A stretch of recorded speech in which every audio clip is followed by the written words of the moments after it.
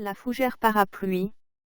La Dicranoctori lineari est une plante, pionnière et robuste, importante en médecine traditionnelle tropicale, particulièrement utile en usage externe.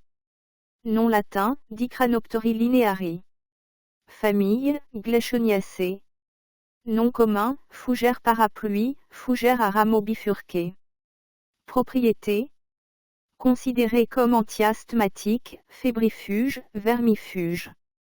Des études ont suggéré des propriétés antibactériennes, antinociceptives, anti-inflammatoires, antioxydantes et hépatoprotectrices.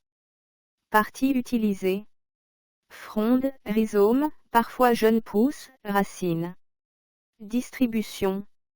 Philippines, péninsule Malaise, région tropicale du sud-ouest de l'océan Indien, Madagascar, archipel des Comores, Polynésie, Japon, Nouvelle-Zélande, très largement répandue dans les régions tropicales. Botanique. La fougère parapluie est une fougère terrestre vigoureusement rampante avec de longues tiges ramifiées et des rhizomes élancés, atteignant plusieurs mètres de long, avec de très grandes frondes qui se fourchent à plusieurs reprises, avec des structures en forme de bourgeon dans les fourches. Les segments sont linéaires ou plus larges. Les sores sont peu nombreux et bruns sur la face inférieure. Habitat. Zones ouvertes tropicales, pentes dégradées, terrains brûlés, sols pauvres et acides. On la trouve souvent, après déforestation, dans les zones perturbées, en pleine lumière, plante pionnière très résistante.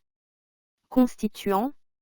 Le criblage phytochimique a donné des phénols, des flavonoïdes, du sucre total, des protéines, de la vitamine C, des caroténoïdes, du tanin, de la chlorophylle, des sucres réducteurs. Les composés phénoliques prédominants étaient la catéchine, l'acide caféique, férulique, salicylique et vanillique. Utilisation culinaire. Une étude a montré que les feuilles étaient une bonne source de micronutriments. Usage limité et localisé. Dans certaines régions, les jeunes pousses consommées cuites, parfois en soupe ou légumes. Prudence, certaines fougères peuvent être toxiques crues. Médecine rurale. Les jeunes feuilles sont utilisées en cataplasme, en décoction ou en infusion contre la fièvre. La plante est utilisée comme anti-asthmatique. En Indochine, utilisée comme anti-helminthique, vermifuge. Utilisée pour la diarrhée sanglante. En Inde, les jeunes feuilles mélangées à du lait de vache sont utilisées pendant 7 jours pour éliminer la stérilité chez les femmes. En Malaisie, les feuilles broyées sont utilisées en cataplasme pour contrôler la fièvre. Le jus de feuilles est utilisé dans les bains contre la fièvre. En Indochine, les plantes servaient à se débarrasser des vers intestinaux. En Nouvelle-Guinée, utilisées pour traiter les furoncles, les ulcères et les plaies. Ce que soigne traditionnellement la plante.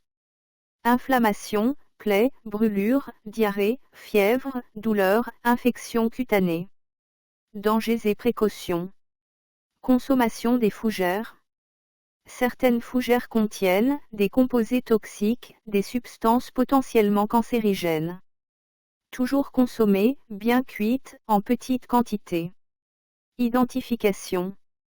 Confusion possible avec d'autres fougères, certaines sont toxiques. Femmes enceintes. Éviter par précaution.